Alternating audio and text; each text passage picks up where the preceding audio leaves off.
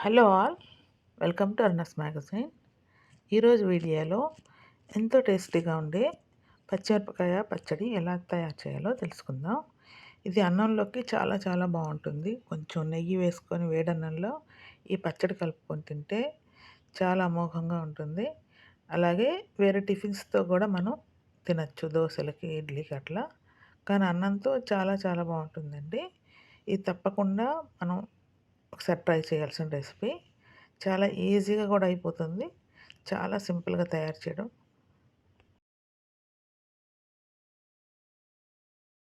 దీనికోసం పచ్చిమిరపకాయలు ఒక 300 గ్రాములు తీసుకున్నాను.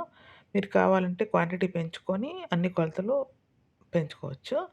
300 గ్రామ్స్తో నేను చేస్తున్నాను. ఇట్లా పచ్చిమిరపకాయలు తీసుకొని కడిగేసి నీట్గా, తర్వాత ఇట్లా కట్ చేసి పక్కన పెట్టుకోవాలి.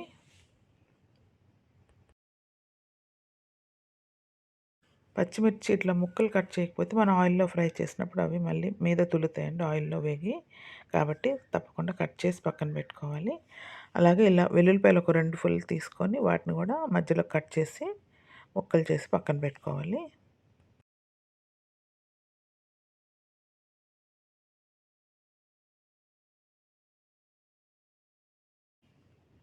అలాగే టొమాటోస్ కూడా ఒక 2 తీసుకొని ముక్కలు చేసి ఉంచుకోవాలి రెడీగా. మనం ఇక్కడ పచ్చిమిరపకాయలు కట్ చేసి రెడీగా పెట్టుకున్నాం, టొమాటోస్ రెడీగా చేసుకున్నాం, అలాగే వెల్లుల్లిపాయలు కూడా కట్ చేసి ఉంచుకున్నాం. అలాగే టామరిండ్, చింతపండు కూడా ఇట్లాగా ఒక పెద్ద లెమన్ సైజు మనం కడిగి వాటర్లో వేసి పెట్టి ఉంచుకోవాలి. దాంతోపాటు ఉల్లిపాయలు కూడా మనం ఇట్లా ఒక 4, 5 ఉల్లిపాయలు ఒలిచి ముక్కలు చేసి పక్కన రెడీగా పెట్టి ఉంచుకోవాలి.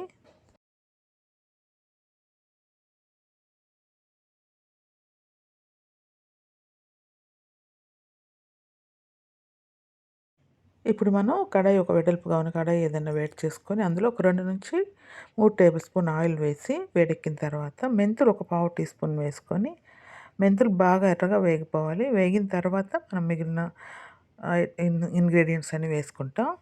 మినపప్పు, ఆవాలు కలిపిన మిక్స్ ఒక టీ స్పూన్ వేసుకోవాలి. అలాగే పచ్చిశనగపప్పు ఒక టేబుల్ స్పూన్ వేసుకోవాలి. దాంతోపాటు జీలకర్ర ఒక టీ స్పూను, ధనియాలు ఒక టేబుల్ స్పూన్ వేసుకొని ఎర్రగా వేపుకోవాలి.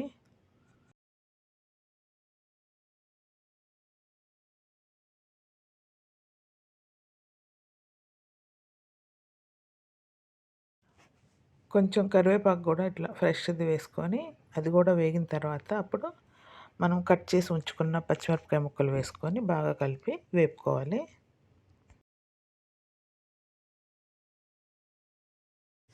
ఈ పచ్చిమిరపకాయ ముక్కల్లో తడి ఏమన్నా ఉంటే అది కూడా పోయినట్టుగా బాగా ఎర్రగా వేపుకోవాలి. ఇవి ఇట్లా వేగుతూ ఉండగా మనం ముందుగా కట్ చేసి ఉంచుకున్న వెల్లుల్లిపాయలు ఉన్నాయి కదండీ! అవి కూడా ఇందులో వేసేసుకొని అవి కూడా కలుపుతూ వేపుకోవాలి.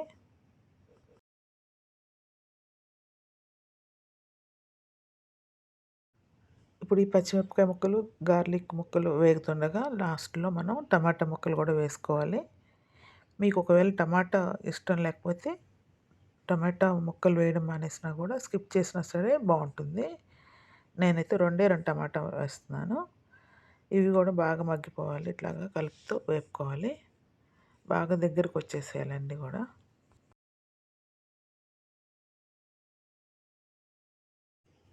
ఇట్లా మనం సిమ్ గానీ, మీడియం ఫ్లేమ్‌లో గానీ పెట్టుకొని వేపుకొని దగ్గరికి రావాలి. మూత పెట్టకుండా మనం ఇట్లా వేపుకోవాలి. తర్వాత స్టవ్ ఆఫ్ చేసుకొని చల్లారపెట్టుకోవాలి.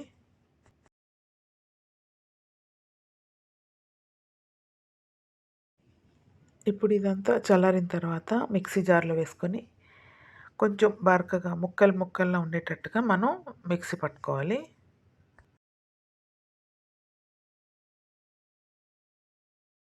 ఈ మిక్సీ వేసినప్పుడే సాల్ట్ ఒక టీ స్పూన్ వేసుకొని, అలాగే చింతపండు మనం నానబెట్టి ఉంచుకున్నాం కదండీ! అది కూడా ఇందులో వేసేసి మిక్సీ పట్టుకోవాలి.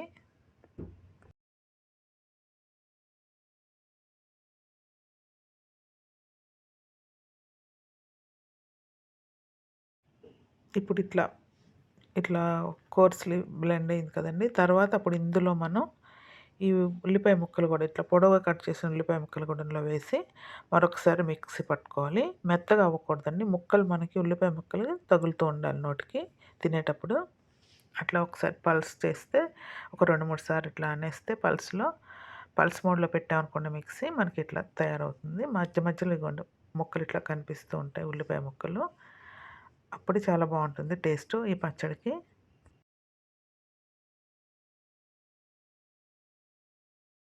ఇప్పుడు మనం దీనికి పోపు వేసుకోవాలి.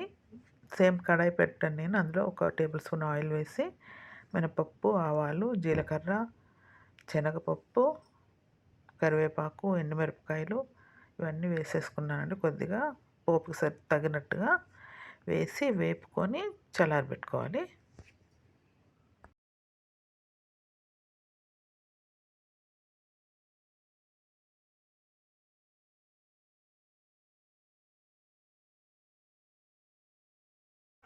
లాస్ట్‌లో కాస్త ఎండుమిరపకాయలు, అలాగే ఫ్రెష్‌గా కరివేపాకు కూడా వేసి వేపుకొని స్టవ్ ఆఫ్ చేసుకుందాం.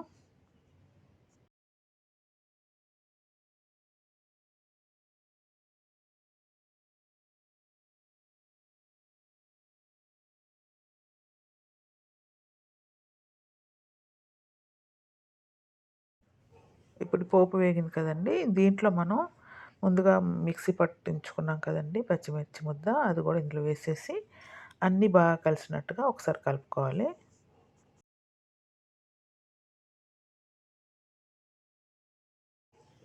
వెరీ వెరీ టేస్టీ పచ్చిమిరపకాయ పచ్చడి రెడీ అయిపోయిందండి.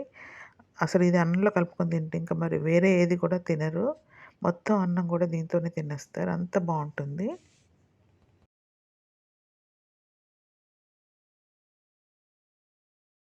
అసలు ఈ పచ్చడి చేస్తే మీకు మీరే శభాష్ అనుకుంటారండి. మీకు మీరే మెచ్చుకుంటారు. అంత బావుంటుంది చేసిన తర్వాత. చక్కగా వేడి అన్నంలో కొంచెం నెయ్యి వేసుకొని ఈ పచ్చడి కలుపుకొని తింటే ఇంకా వేరేది ఏది కూడా తినరండి.